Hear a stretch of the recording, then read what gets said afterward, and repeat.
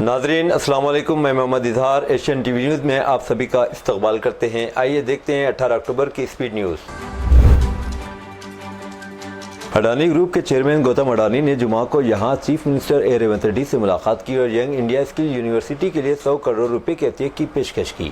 وزیر اعلیٰ نے ایکس پر میٹنگ کی تصاویر اور ویڈیو شیئر کی۔ تلنگانہ میں گروپ 1 مینس امتحانات کے انعقاد کے لیے تمام رکاوٹیں دور ہو چکی ہیں اور یہ امتحانات مقررہ شیڈول کے مطابق 21 اکتوبر سے شروع ہونے جا رہے ہیں۔ تلنگانہ ہائی کورٹ نے اس حوالے سے داخل کی گئی درخواست کو مسترد کرتے ہوئے امتحانات کو مقررہ وقت پر منعقد کرنے کا فیصلہ سنایا ہے۔ تلنگانہ ہائی کورٹ کی ڈویژن بینچ نے درخواست کو مسترد کر دیا جو گروپ 1 امتحانات کے خلاف داخل کی گئی تھی، تاہم سنگل بینچ کے فیصلے کی حمایت کرتے ہوئے ڈویژن بینچ نے کہا کہ امتحانات کا انعقاد شیڈول کے مطابق کیا جائے گا۔ اس فیصلے کے بعد Telangana state public service commission TGPSC کو امتحانات کے انعقاد میں کوئی قانونی رکاوٹ نہیں رہی۔ تلنگانہ کی 9 یونیورسٹیز کے لیے ریاستی حکومت نے وائس چانسلر کا تقرر کیا ہے، جن میں ایک مسلم بھی شامل ہے۔ گورنر جیشنو دیو ورما نے وائس چانسلر کی تقرری کے دستاویزات پر دستخط کیے، جس کے بعد حکومت نے باضابطہ طور پر احکامات جاری کر دیے۔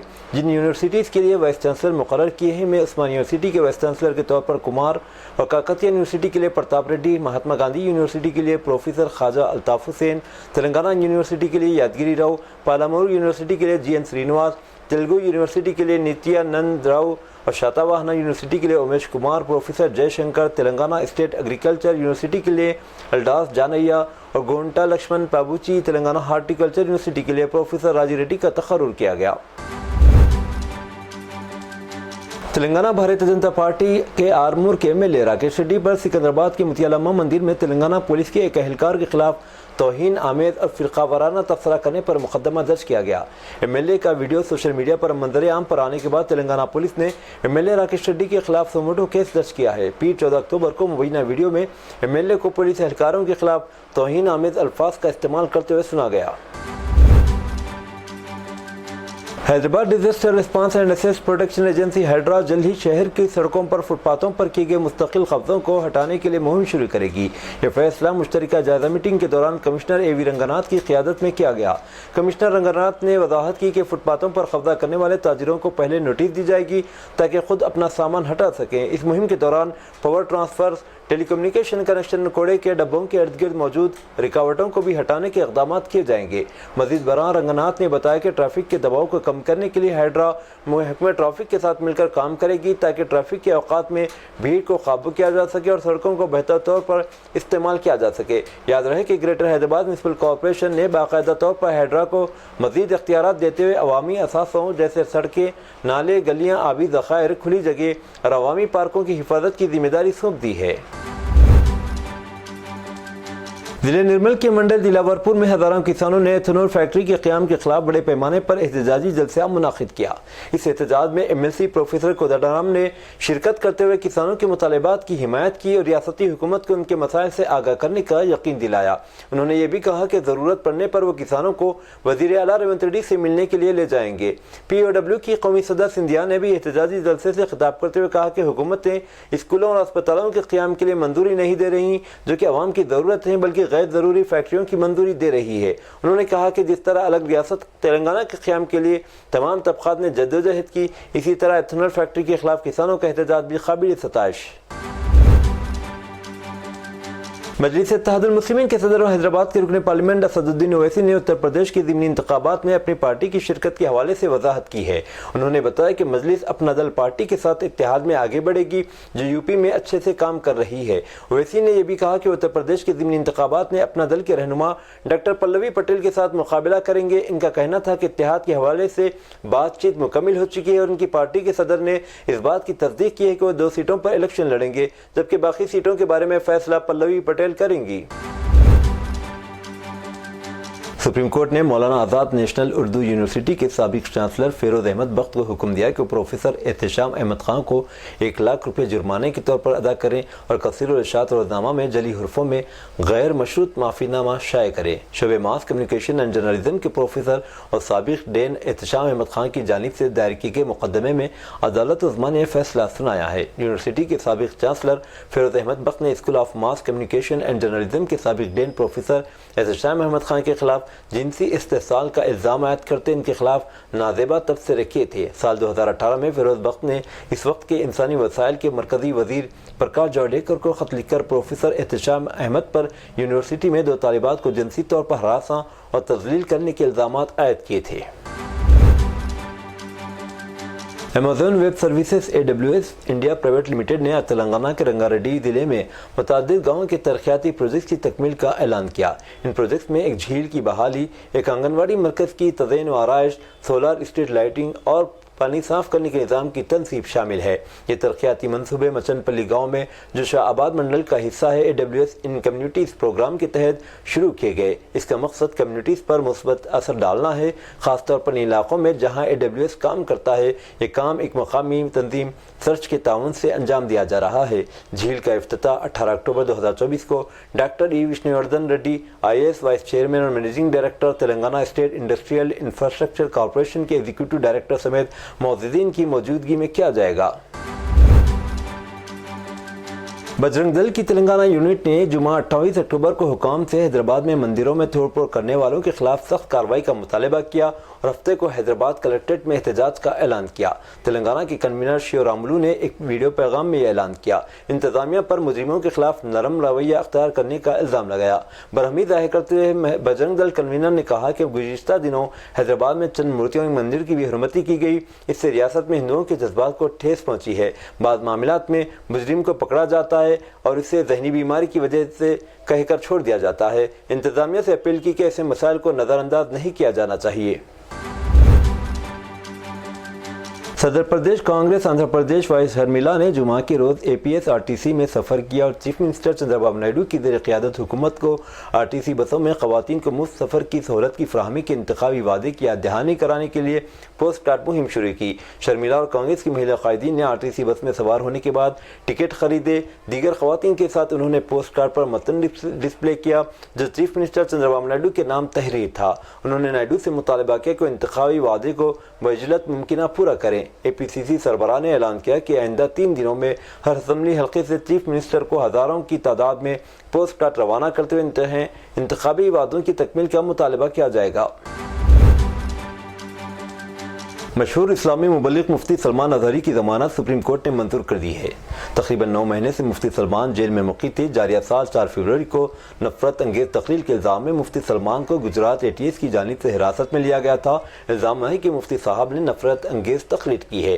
پولیس نے اس معاملے میں FIR درج کی تھی۔ اس معاملے میں تعزیرات ہند کی مختلف دفعات کے تحت کیس درج کیا گیا جن میں مختلف مذہبی گروپس کے درمیان دشمنی کو فروغ دینا اور عوام میں فساد پھیلانے جیسی دفعات بھی شامل ہیں۔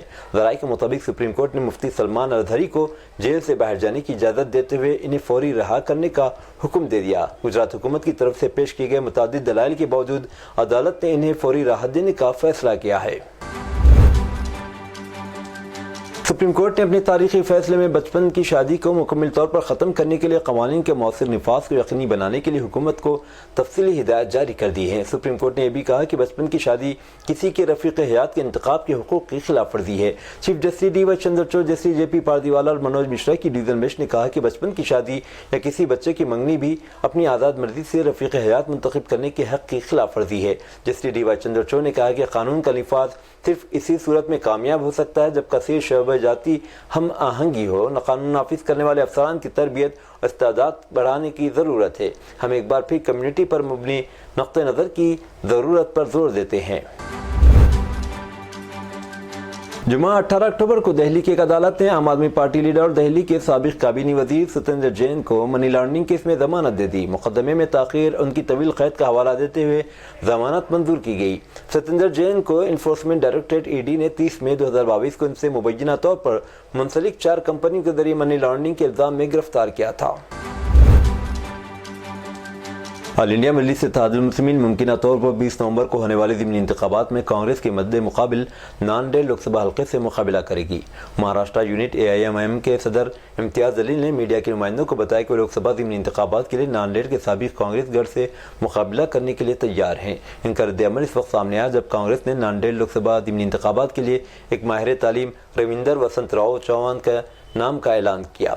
کئی سالوں سے سیاست میں سرگرم روندر وسنت راؤ چوہان سینئر کانگریسی رہنما انجہانی موجودہ M P Vasant Rao B Chavan کے بیٹے ہیں، جن کا 6 اگست کو حیدرآباد کے ایک اسپتال میں مختصر سی علالت کے بعد انتقال ہو گیا، جب اس بات کی نشاندہی کی گئی کہ کانگریس AIMM کو بی جے پی کی بی ٹیم قرار دے گی۔ امتیاز جلیل نے ہنستے ہوئے کہا، یہ وہی ہے جو ہم بہت عرصے سے سنتے آ رہے ہیں۔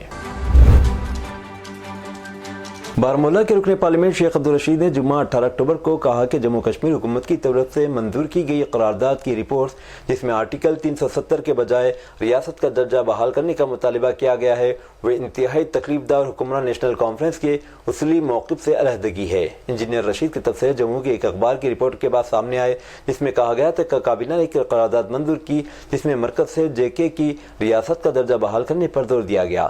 رپورٹ میں یہ بھی کہا گیا کہ وزیر اعلیٰ عمر عبداللہ قرارداد کا مسودہ وزیر اعظم نریندر مودی کو سونپنے کے لیے دہلی جائیں گے، تاہم اس رپورٹ کی کوئی سرکاری تصدیق یا تردید نہیں کی گئی۔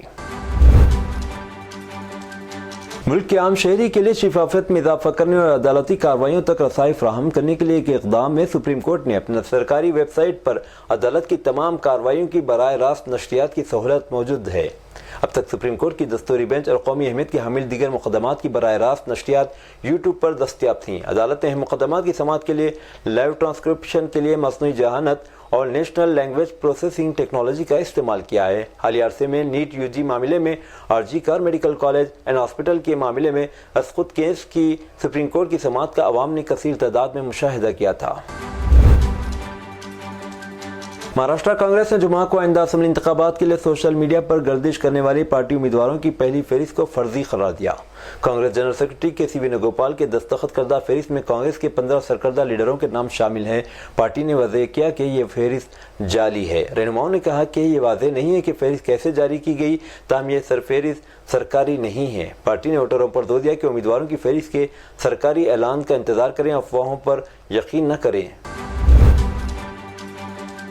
بالی ووڈ اداکار سلمان خان کو ایک بار پھر 5 کروڑ روپے تاوان کی دھمکی ملی اور کہا گیا کہ اگر انہوں نے یہ رقم ادا نہیں کی تو انہیں گولی مار دی جائے گی۔ پولیس حکام نے جمعہ کو اطلاع دی۔ حکام کو شبہ ہے کہ یہ دھمکی خونخوار لارنس بشنوئی گینگ سے وابستہ ایک گینگسٹر نے جاری کی ہے۔